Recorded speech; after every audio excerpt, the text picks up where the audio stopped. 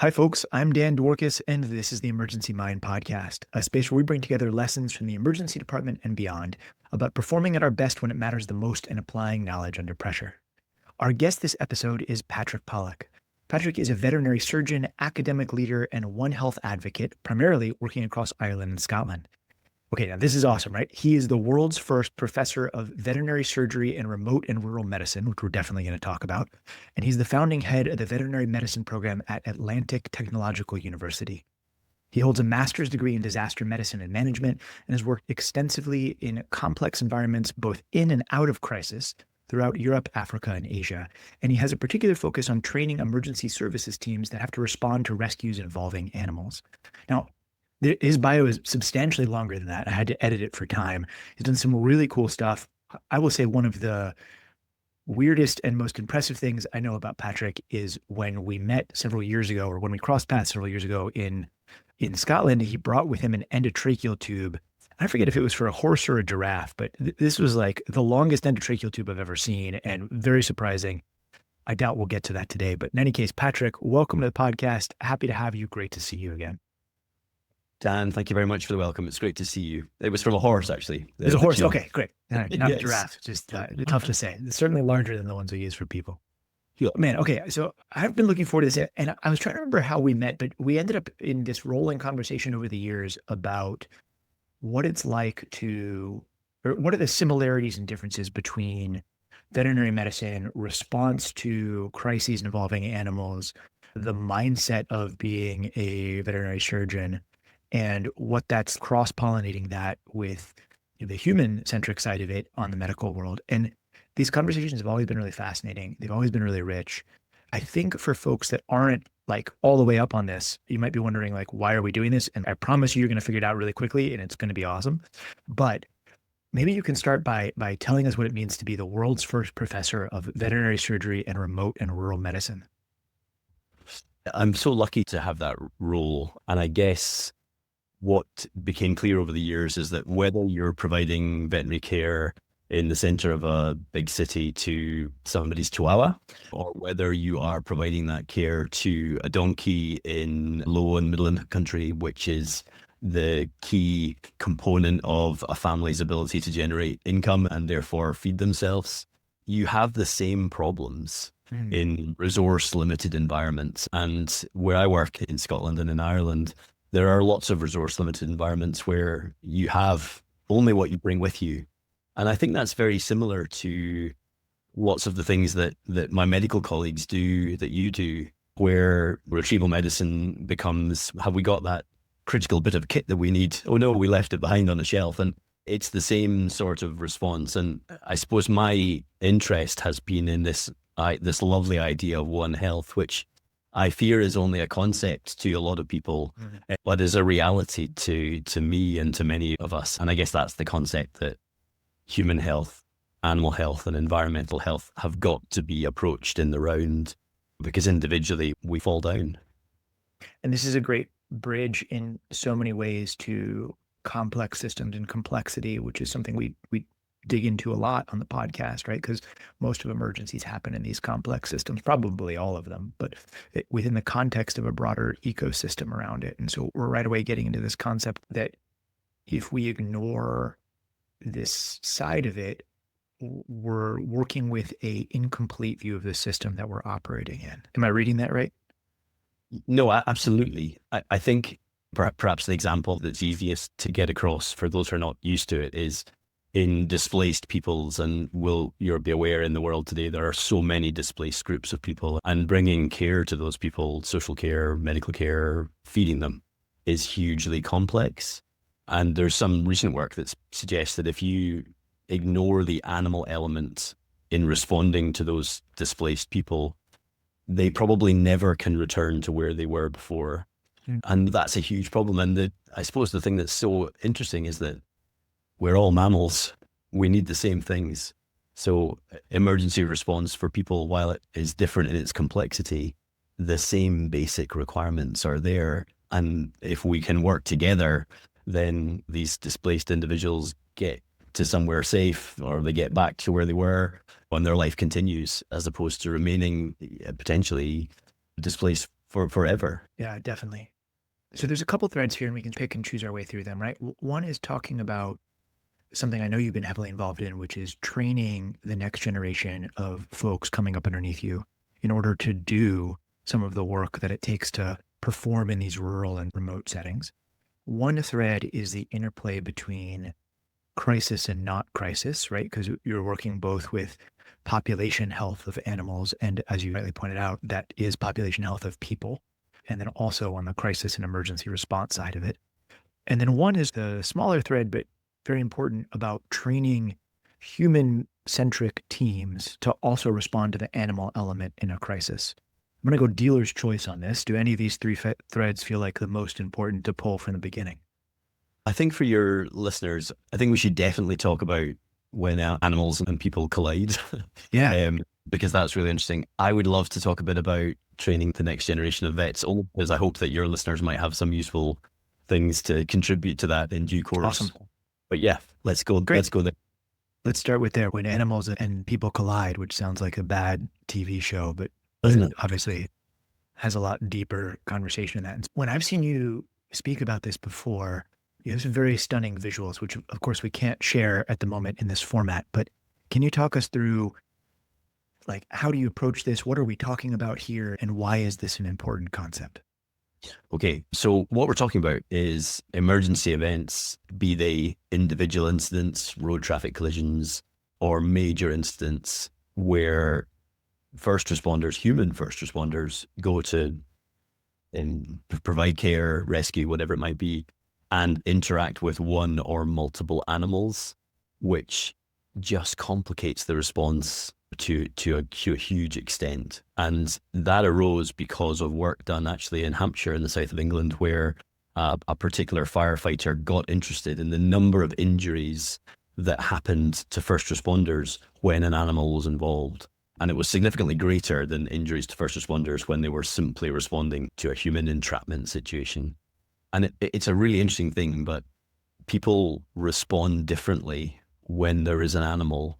They are happy to enter a burning building, for example. They are happy to direct first responders to do things which are not safe. When the fire service were telling me recently that if they attend a house fire, nobody gives them advice about how to put the house fire out, and they don't have to stop even parents of children going into the building to rescue their children. They wait for the fire service to show up. But when they go to somebody's horse in a ditch, there's already two people in the ditch. There's people rushing in to get involved in the animal, and they're giving advice to the fire service as to how to do the rescue. And so people do things, people get into situations where they have life-changing injuries, or even worse than that. It's because, and we should probably put it in perspective, and I think I did this at that conference you were talking about. If we take a horse, they weigh 500 kilograms, 1,000 pounds, and they can go from a standing position to 53 miles per hour in any direction. You know, that's pretty incredible. And they can hear your heart rate from a distance of 2 meters. And so they know when you're a little stressed, and they get a little stressed too. And these things happen in the blink of an eye, and a situation which ordinarily would be quite straightforward, I think, to medical people, to firefighters, to the police service, becomes extremely challenging. So that's how it started. And yeah, the mannequins you're talking about, I'm always in huge envy of the mannequins that you guys use for training, for all the sims and things that you do. So we have some mannequins as well, and our equine mannequin is the size of a sort of thoroughbred horse. It weighs 250 kilos. We've got a cow mannequin. We've got a nice dog mannequin now with interchangeable heads, so it can be a happy dog or an angry dog. And yeah, they're developing all the time. We've got now various mannequins with, you can have intravenous access, you can interchange their legs so they can have interesting injuries and things that help people with decision making. So yeah, it's a developing science. And I took those mannequins to that hotel for that conference, and we got one or two eyes raised as we came through the foyer. I don't doubt it. Yeah. So there's so much here. Hopefully as you're listening to this, you're already seeing the connections between what we talk about when we talk about swarm teams and multidisciplinary rapid action response groups, right?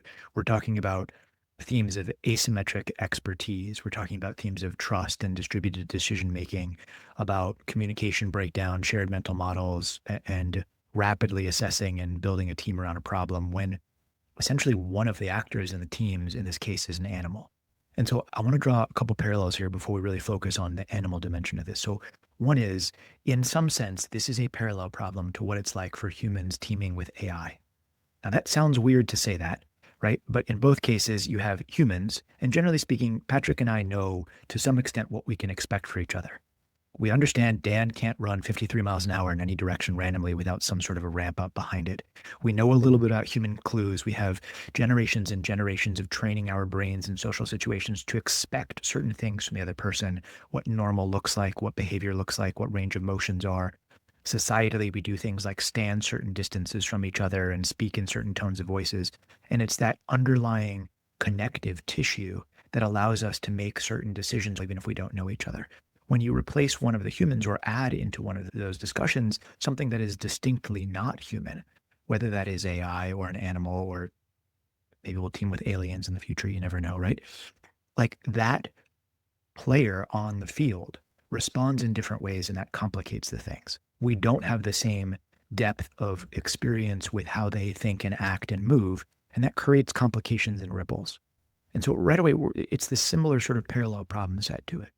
I just wanted to say that out loud because I think we did an episode recently where we were talking on a smaller scale about ECMO teams and asymmetric expertise, where one of the players in the teams is a real expert in a particular machine that the other people on the team aren't. And so you have this, how do you share trust? How do you share ideas? How do you build shared mental models? And I think that story for me parallels what you're describing when, okay, there's a horse in a ditch. It's my horse. I know that horse. I understand how that horse behaves. Or maybe it's not, but I understand how horses behave. And in that extent, there's this asymmetry of expertise between the firefighters or whoever is coming to rescue, the horse people, for lack of a better word, and the horse itself, all of whom have to play this game together and hopefully survive on the other end of it. And just to really drive this home, you talked about the horse hearing heartbeats. I remember distinctly you telling this story about horse vision. Can you talk about that for just a second? Because there's this concept in there that if you know it, you behave differently than if you don't know it, which is, I think, a great metaphor for these multidisciplinary team sets. Yeah, no, you're right. And I think, the horse vision question is that and you have to think a little bit about where horses came from. They're a prey animal. They evolved on the plains of what's now North America, and there were large carnivores that wanted to eat them. So all of their anatomy is designed to detect and then run away from those large carnivores. So they have nearly 350-degree vision. They've got these laterally placed eyes so that they can see around them. So you're not creeping up on them. They're going to see you. And their visual acuity is excellent for movement at a distance, but not particularly sensitive to what that movement is. So movement on the horizon, I can see that. And then the horse brain says, it's probably a lion, or at least it might be. So I'm going to exit stage left because just in case it is a lion. And off they go. And it takes me back to my day job, which is surgery on horses. And we put them into a padded room to recover them from general anesthesia. They recover from anesthesia and they get up and they move very fast to get away from the perceived fear. The danger with all that, if we put it all together, is that the trapped horse is pretty safe because can't go anywhere. So it's the point of intervention that the horse becomes essentially a guided missile. It becomes an extremely dangerous. What we said to the firefighters was that it's a hazardous substance, really. That's the thing to think about it. And once you mess with it, you're going to get a bit of a response. The other interesting horse physiology, and we probably don't want to get too nerdy here, but they don't have proper adrenaline release until their legs start to move. So once you begin to free them, you get this explosive adrenaline response, and that's when people get injured.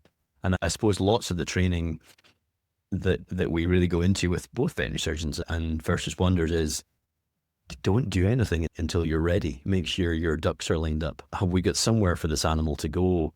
Can we appropriately chemically restrain it? Have we moved the people away from the area before we do that? Because as you'll be aware from your own field, the owners of these animals, the parents of children, whatever it might be, they want you to intervene now, yesterday. They want that response. And actually, in many of these cases, immediate intervention is absolutely the most dangerous thing to do. There's that hidden fault line and that non-obvious underlying structure in the problem set that if you haven't studied that problem set before, you're likely to get it wrong. There's a parallel here in jujitsu, actually. Most of the time, if people are set upon or in some sort of a space like that, it's a very natural human reaction to push with both hands to push the person away. And that's just like gold for jujitsu. It's thank you for giving me your arms and your neck. You are now done. And so you have to take that innate response loop, which is designed for a particular situation to solve a particular problem over evolutionary time scales. And you're talking here to just hit this complex systems language again, path dependent, sensitivity to initial conditions, and what you're solving for. So you have that initial response loop, and then you have to train a different response loop into it. So the more experienced jiu-jitsu player, instead of pushing, will tighten their arms around themselves to block off access and to allow themselves to create a frame in order to move more coherently in space. Just like what you're describing here, the instinct is move the horse, take the big thing off the horse, not understanding that actually that might be exactly the wrong thing to do, right? If you don't see that hidden structure. First off, that's wildly fascinating from like a, wow, that's interesting point of view. And there's all sorts of nerdy things to think about why they have adrenaline release when their legs move versus not. And that's super interesting. What's almost more accessible though is the fact that like, how do you build a team when there is non-obvious structure, or when maybe only one or two people actually know this hidden piece of knowledge about how the structure operates, right? Because then you have asymmetric expertise, you get into trust and decision making, all of which is like super hard to figure out how to do and incredibly important. Yeah, it's a great question. And I think it was a huge problem to get this training mainstream because, you know, you're dealing with super stretched services, whether that be medical services, fire and rescue, the police, who believe that it is not their job to rescue animals. Hello, my cat's up a tree. This is not what we do. And we had to change the language really cleverly into this is a human safety, a human health risk.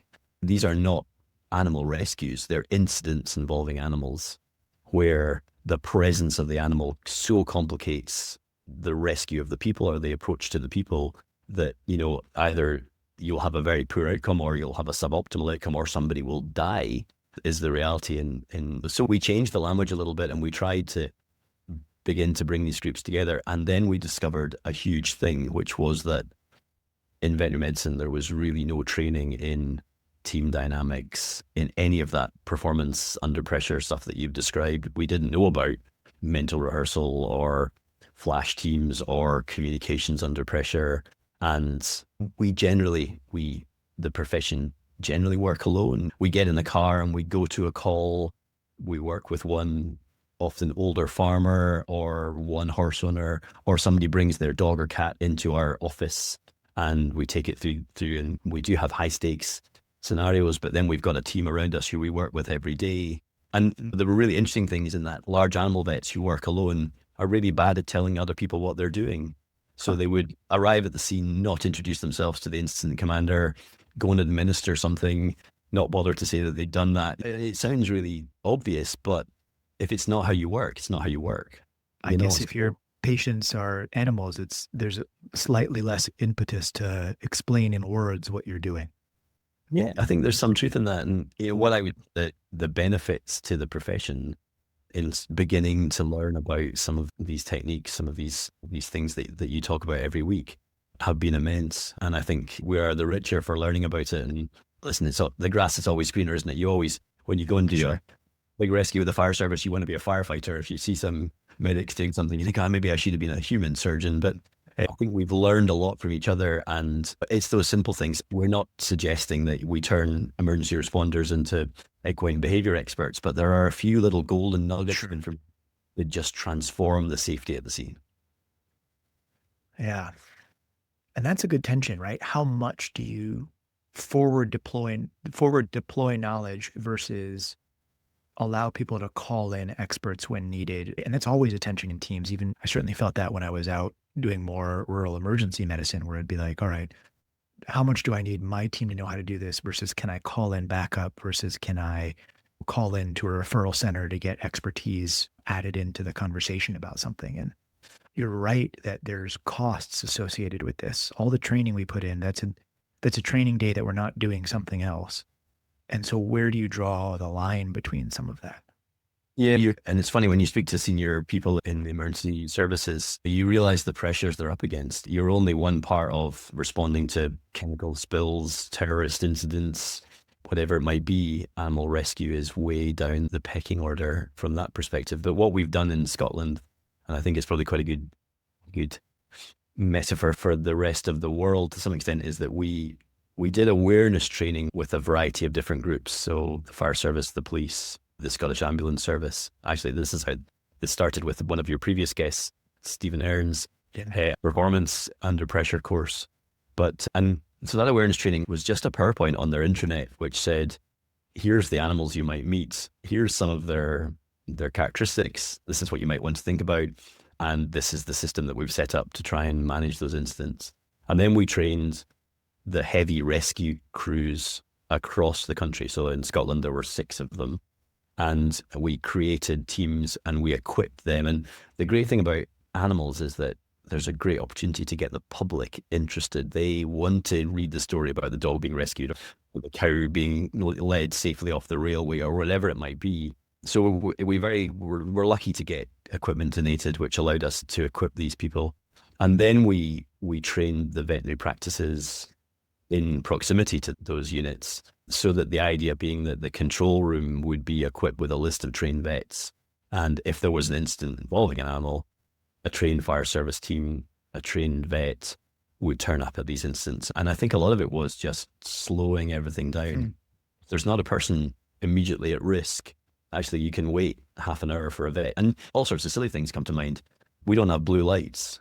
So we don't have a helicopter. We're never going to have one. We can't get to these places as quickly as we maybe need to. And there's a few places where we already had quite a good relationship with our medical colleagues. The race course, for example, where there's a medical team, there's a veterinary team, and actually they work really well together because they're used to the trap jockey, or and a lot of those individuals gave us great advice about how we might integrate this, and actually even just learning some of those systems that you talked about. Yeah.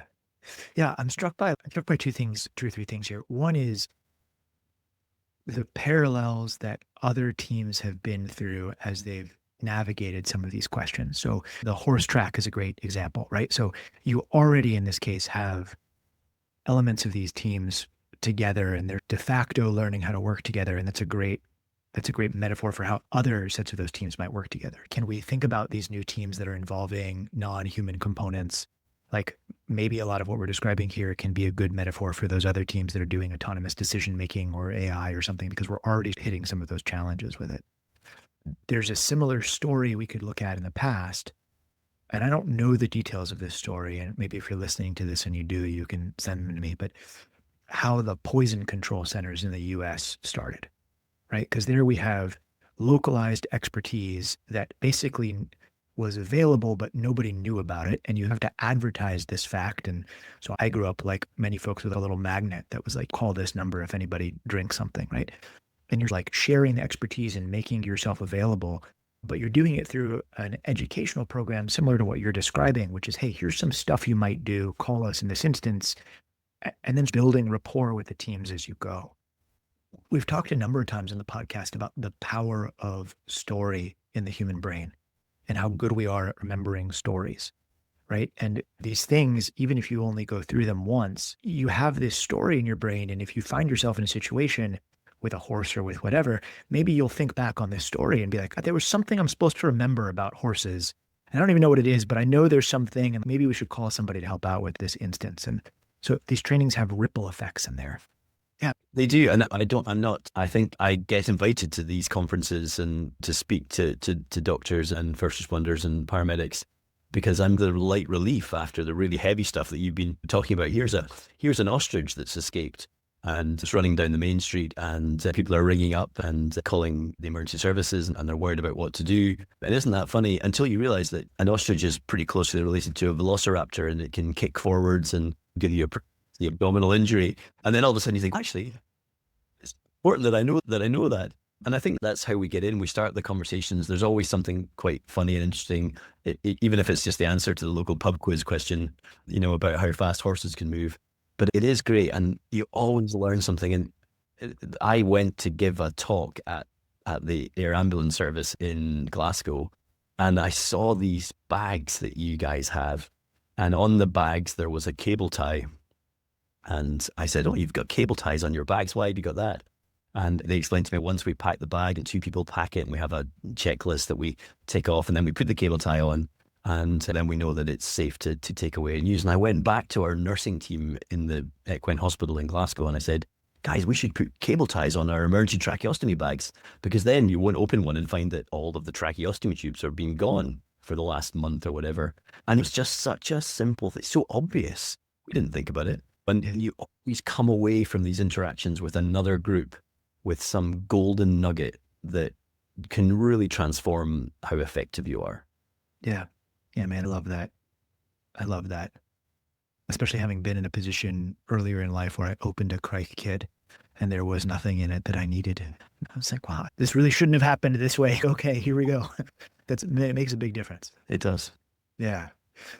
Patrick, let's switch for a minute here away from these multidisciplinary teams to some of the training work that you're doing. Because I think as you're describing it, you're expressing a new vision almost for what veterinary surgery training might look like that incorporates a lot more of these multidisciplinary learnings and sort of performance work. And take us down that path a little bit.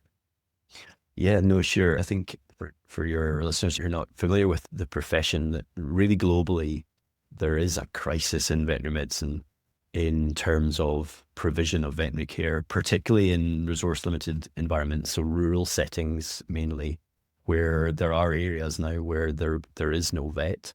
And it appears to be because there's a major retention issue in the profession. So the universities have a great track record of training vets and getting them successfully through the program. About 98% of individuals who enter a veterinary program graduate with a degree, but various sort of workforce surveys, whether you're in North America, Europe, or Asia and Australasia, suggest that within 5 to 7 years post-graduation, we lose about 50% of our graduates to other professions. And there's an even grimmer side, which is that we have a very high rate of mental health challenges, and we have a suicide rate, which it's not the highest, but it's one of the highest.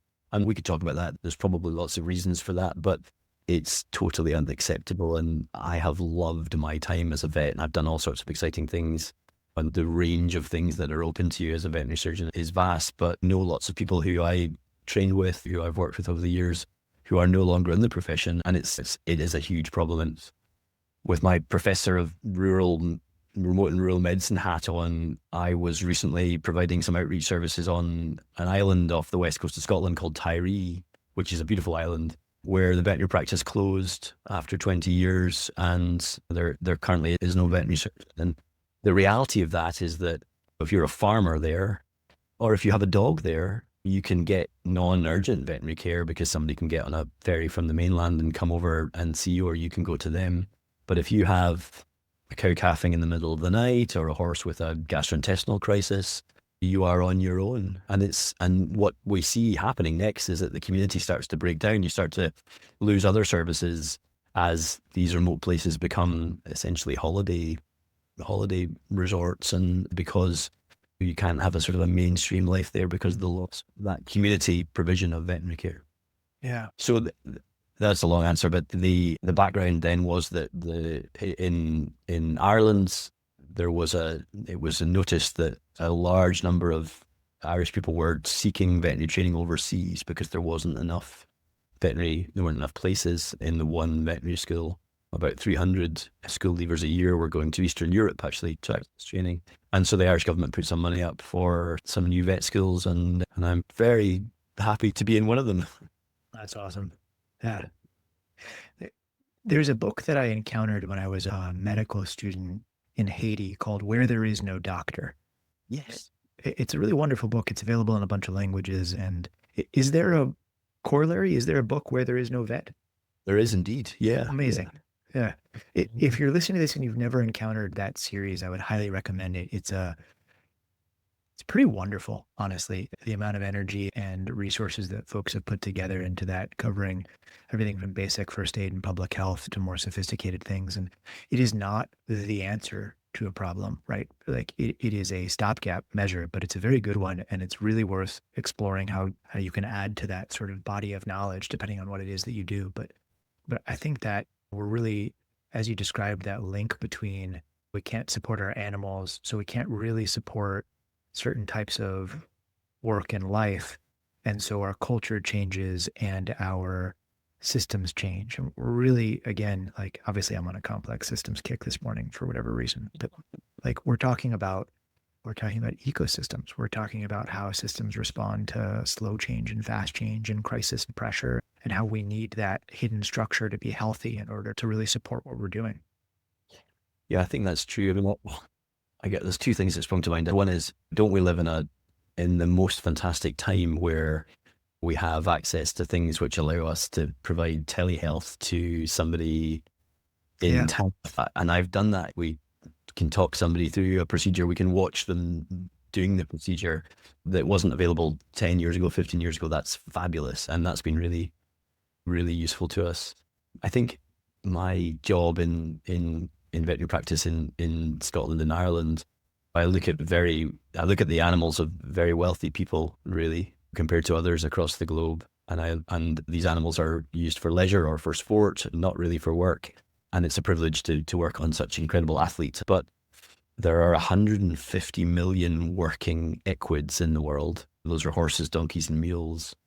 And they are relied upon by the majority of the global population for everything. They are taxis and tractors and delivery vans, and they do all the things that we take for granted. And the role of that equid in that society, that socioeconomic role, is without measure. These animals are absolutely critical. And as soon as the animal is not functional or sub-functional for whatever reason, these individuals simply can't work, they can't travel, they can't get access to nutrition. It's a big problem. And they're a largely forgotten population. Nobody really knows about. And I always worry about statistics that you read on charity websites and things, but it is believed that 75% of the traction energy across the continent of Africa comes from a horse or an equid, which is incredible. The equids are more important than airplanes in lots of parts of the world, and yet that's not known. So I think a lot of it is about trying to make sure that we include them when we plan how we move forward. I don't know how we got to there from veterinary. Perfect. That's perfect.